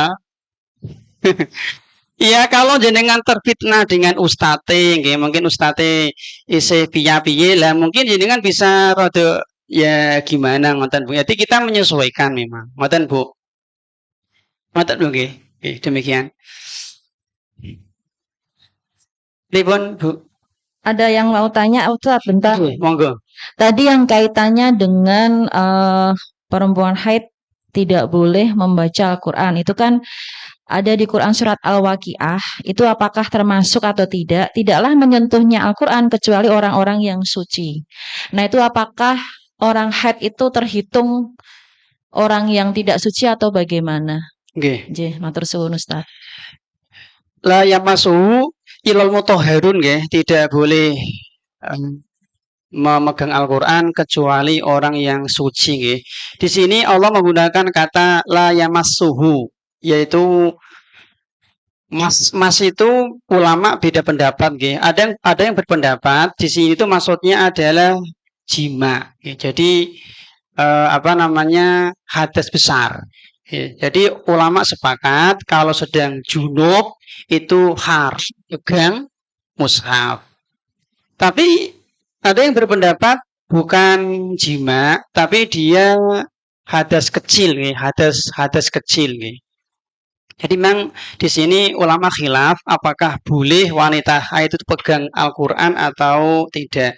Pendapat yang kuat wanita itu ketika membaca Al-Quran boleh. Tapi kalau pegang mushaf lebih baik jangan. Jadi ketika kita haid, boleh baca Quran, tapi jangan pegang mushaf. Bisa pakai HP, bisa pakai kaos tangan, kemudian juga mungkin bisa apa ya Bu? Quran terjemahan boleh nggak Tat? Quran terjemah, nggih. Jadi ngeten Bu nggih. Ada satu kaidah nggih, tabi. Hukum pengikut itu mengikuti hukum yang diikuti. Sekarang Bu, boleh nggak Bu kita tidak dalam kondisi suci memegang sampul Al-Quran? Aku tidak pegang mushafnya kok, pegang sambule. Boleh nggak Bu? Jawaban tetap tidak boleh. Karena hukum sampul itu mengikuti hukum mushaf. Kan dia kan pengikut. Jelas ya tadi. At-tabi'u tabi'. Hukum pengikut mengikuti hukum yang diikuti. Sampul itu hukumnya mengikuti mushaf. Kalau kita tidak boleh pegang mushaf, maka kita juga tidak boleh pegang sampul. Dan untuk Al-Quran terjemah, ini setahu saya nih Bu, insya Allah nih, kalau dia itu lebih banyak terjemahannya, maka dia statusnya bukan Al-Quran, tapi dia Al-Quran terjemah. Di situ sudah ada tambahan huruf-huruf Latin, maka insya Allah statusnya boleh dipegang. Boleh dipegang orang-orang yang dia berhadas. Dan apalagi tafsir sama ayat itu kan lebih banyak tafsirnya Bu nggih. Mungkin ayatnya hanya 30 juz, mungkin tafsirnya lebih tebal. Nah ini dia seperti buku, maka insya Allah seperti kitab, maka insya Allah boleh dipegang meskipun tidak dalam kondisi bersuci. Tapi kalau mushaf murni, nah ini yang tadi ulama berbeda pendapat ibu-ibu. Maka untuk hati-hati kalau jenengan haid boleh membaca Al-Quran, tapi kalau pegang jangan, untuk keluar dari khilaf ulama tadi. Ngoten ibu-ibu. Jelas Bu nggih? Dan ini lho Bu, Beda antara junub sama haid, Bu. Memang junub sama haid itu sama-sama berhadas besar, gitu. Junub hadas besar, haid hadas besar, sama-sama dihilangkan dengan mandi. Tapi dia beda. Bedanya di mana, Pak? Satu, junub itu kondisi yang orang bisa menyengaja. Contoh nih, seorang suami dia menggauli istrinya. Bisa nggak, Bu, dia junub 5 kali sehari? Atau junub 3 kali? Mungkin dia manten anyar, Bu, nggih. Pagi, siang, sore mendatangi istrinya. Mungkin mboten? Ya mungkin. Berarti wanita ini dia junub sehari 3 kali. Berarti kan junub itu kan kemauan kita. Jelas sih? Tapi nek haid bukan kemauan kita. Dia datangnya sewaktu-waktu, bukan kemauan kita. Kemudian yang kedua, untuk menghilangkan junub gampang. Si fulan junub, sudah mandi selesai. Ya sih? Haid nggak bisa nunggu 7 hari, nunggu 6 hari, nunggu 5 hari, nggak bisa. Maka sebenarnya junub itu tidak sama dengan haid. Meskipun sama-sama berhadas besar, tapi dia berbeda. Maka orang yang junub, ulama sepakat haram pegang mushaf. Bahkan tidak boleh membaca Al-Quran. Kalau dia baca ayat dengan niat baca Quran, Bu nggih. Contoh, habis Isya ada seorang suami menggauli istrinya. Kan berarti kan junub, Bu. Lalu mau tidur. Dia mau tidur, dia ini dalam kondisi berhadas besar, junub. Boleh nggak, Bu, membaca ayat kursi? Boleh nggak, Bu? Jawabannya boleh dengan syarat niatnya untuk zikir. Kalau dia baca ayat kursi niatnya untuk tilawah nggak boleh. Jelas sih? Berarti dia itu membaca An-Nas, Al-Falaq, Al-Ikhlas, kemudian ayat kursi boleh dengan syarat niatnya bukan tilawah Quran, tapi untuk zikir. Ngoten, Bu. Begini, Bu, membaca Quran kan banyak niat, Bu. Apa yang membedakan antara baca Quran untuk tilawah tok dengan membaca Quran untuk ruqyah, Bu? Di mana perbedaannya, Bu? Niat. Contoh, si fulan kesurupan. Si B ini dia baca Quran di dekat dia. Tapi nggak pengaruh. Kenapa? Karena si A ini baca Quran bukan untuk ruqyah, tapi untuk tilawah biasa. Tapi kalau dia baca Quran untuk meruqyah si fulan yang sedang kesurupan, nanti ada pengaruhnya. Jadi itulah pentingnya niat, ibu-ibu. Jelas, Bu?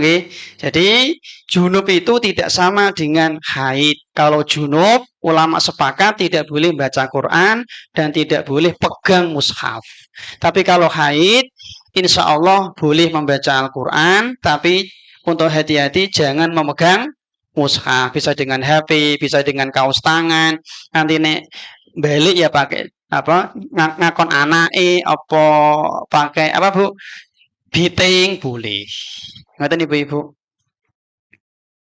Ya, Ustadz, itu kan kemarin sudah dijelaskan kalau tidak boleh ya peringatan seperti 7 hari, 100 hari, 1000 hari gitu ya.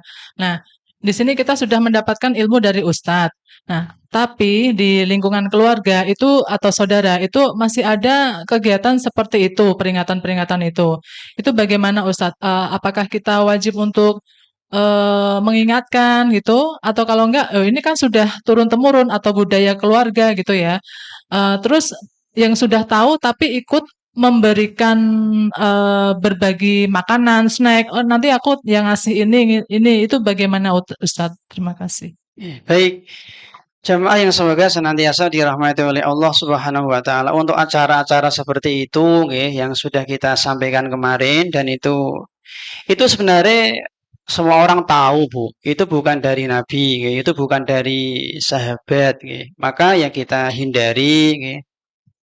Bagaimana kalau keluarga kita mengadakan acara seperti itu?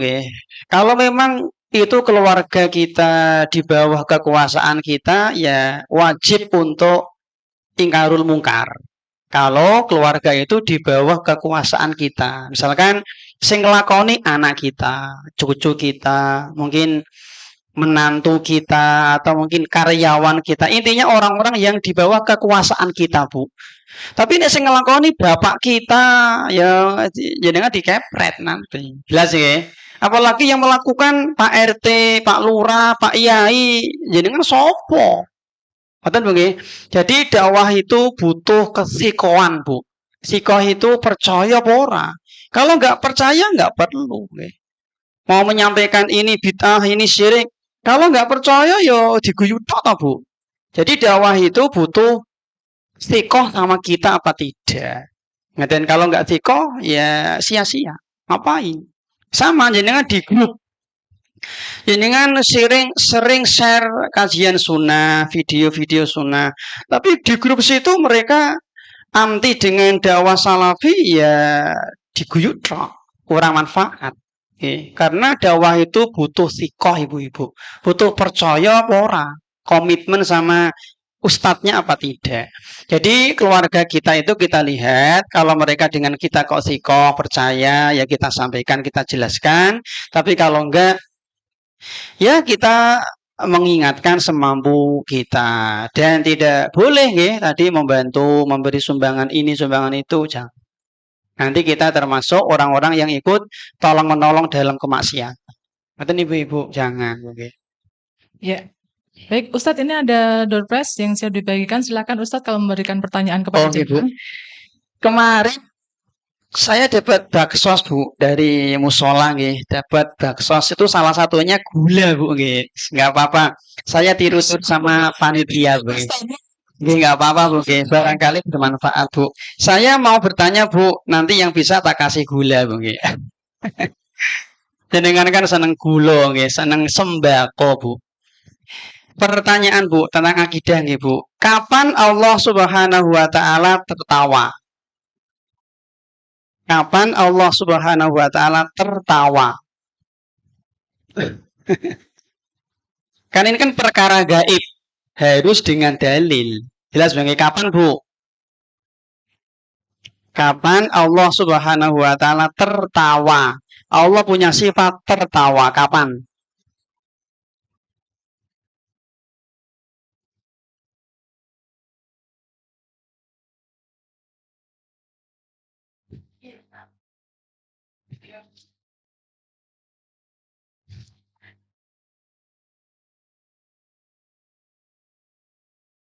Ulang Ibu.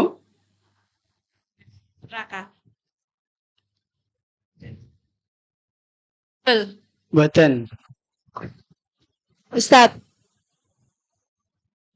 Nggih jenengan Bu.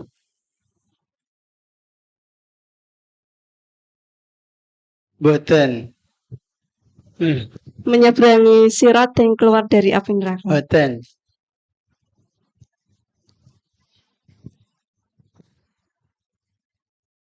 Boten. Boten.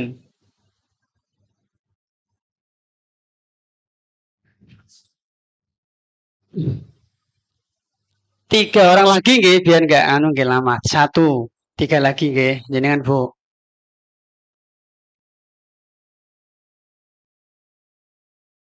Boten. Dua, jenengan Bu. Boten, wis terakhir Bu jenengan terakhir nggih terakhir.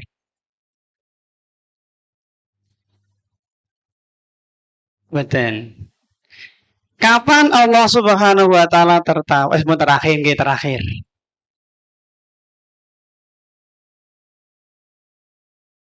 Boten. Itu semua kan pakai akal Bu nggih. Tidak.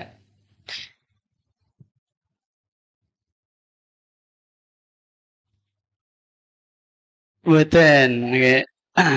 Kapan Allah Subhanahu wa taala tertawa ibu-ibu yaitu ketika ada dua orang yang saling membunuh kemudian dua-duanya masuk surga.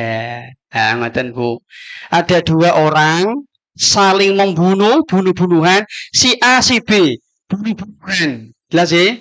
Akhirnya dua-duanya masuk surga. Di detik itulah Allah tertawa. Kata siapa? Kata Nabi, bukan kata saya. Kata Nabi, okay. Bagaimana Pak ceritanya? Ceritanya seperti ini, Bu. Si A Muslim, si B kafir. Jelas ya? Si A Muslim, si B kafir.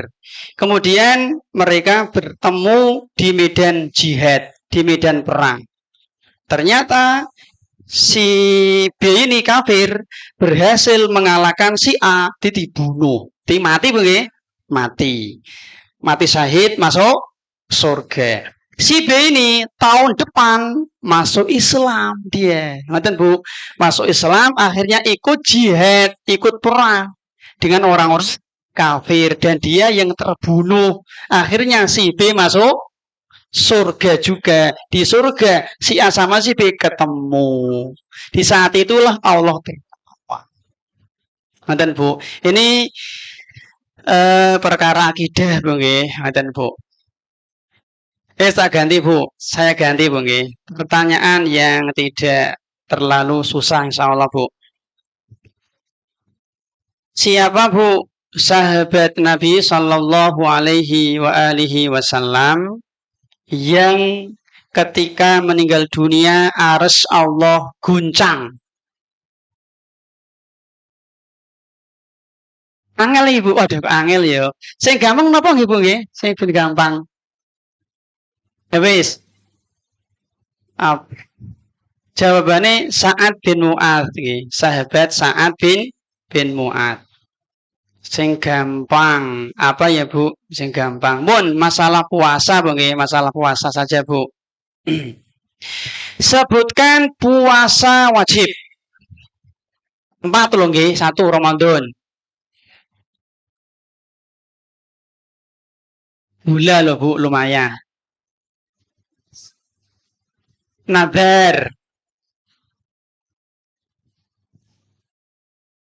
Kafarat. Pondok nggih monggo Bu, masyaallah. Barakallahu fiik Iya. nggih. Ibu kemarin juga udah dapat door prize kayaknya ya. Enggak apa-apa Ya, Bu. ini rajin berarti nanti selanjutnya diberikan kesempatan untuk jamaah yang lain. Itu Masya Allah pintar nih Bu ya. Silakan yang Ini lain. tadi dengan Ibu siapa nggih asmane? Bu Romadona, Mbak, dicatat, Mbak. Ini aja yang sudah yang siapa lain. gitu kita apa? Santri spesial.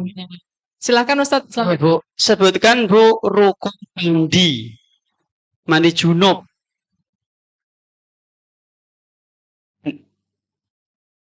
Eh 100. Ini bagus. Pas ini ada sabun dan Masya Allah, Pak. jangan lupa jangan lupa. Silakan masih ada 4 Ustadz. Sebutkan Bu rukun bir. Angel Bu nggih, dereng nggih. Oh, belum nggih, Bu. Rukun puasa, Bu. Rukun puasa. Angkat tangan dulu, Bu, jenengan. Niat. Kurang 1 nggih, 1 lagi, Bu.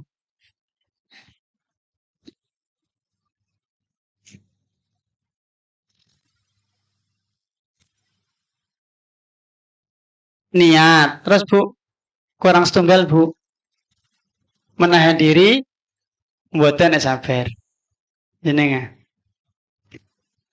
Dalam? Nggih, jenengan enggak apa-apa. Jenengan sing lebih benar, Bu. Nggih, enggak apa-apa. Niat dan menahan diri dari segala yang batal. Bu siapa Ibu? Bu Dani. Ibu Ya. Dani. Ini Bu Dani udah 2 kali ini ya, Masya Allah. Lagi Bu nggih. Baik. Sebutkan apa ya Bu? 3 saja. Sebutkan 3 saja. Sebutkan Bu 3 saja rukun sholat. Kan ada banyak toh, ada 14 nggih. Jenengan Bu. Nggih. Nggih.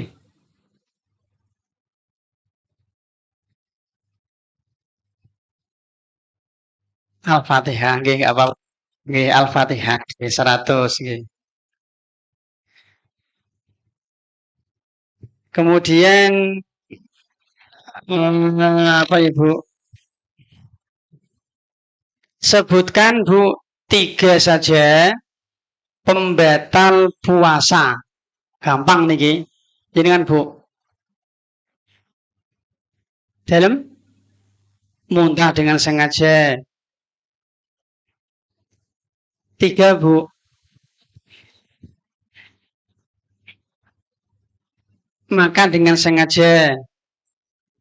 Minum dengan sengaja. Nggih, 100 nggih. Bu sinten? Bu Solihah. Bu Solihah. Nggih. Yang terakhir Bu nggih, niki paling gampang insyaallah Bu. Sinten sing rumahe paling jauh? Memang paling jauh. Sing paling jauh Bu.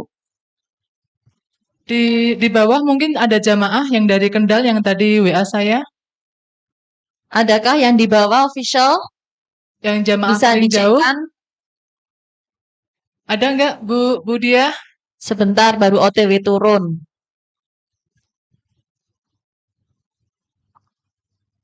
Demat jenengan. Insyaallah. Kalau Datur Sari kan, Datur Sari pecahan badai kan ikutnya Demak, Tat. Oh, ya Allah. Mata Semarang nggih. Jenengan jenis Bu nggih. Pucang Gading lah, toh. Mepet. Bagaimana Bu, yang di bawah adakah yang dari Kendal? Deket semua, Tat. Tat, deket semua, Tat. Semua nggih, baik. Ya. Sekarang Bu.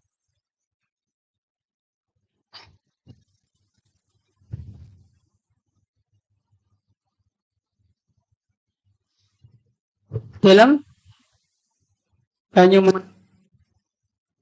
Ganti nggih Bu. Ganti aja nggih Bu nggih.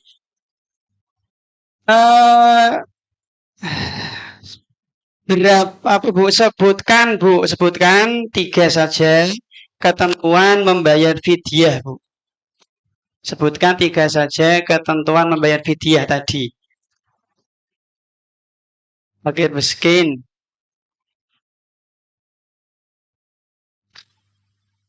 Ulangi Bu, diberikan kepada fakir miskin. Terus makanan nggih, nggak boleh uang. 3.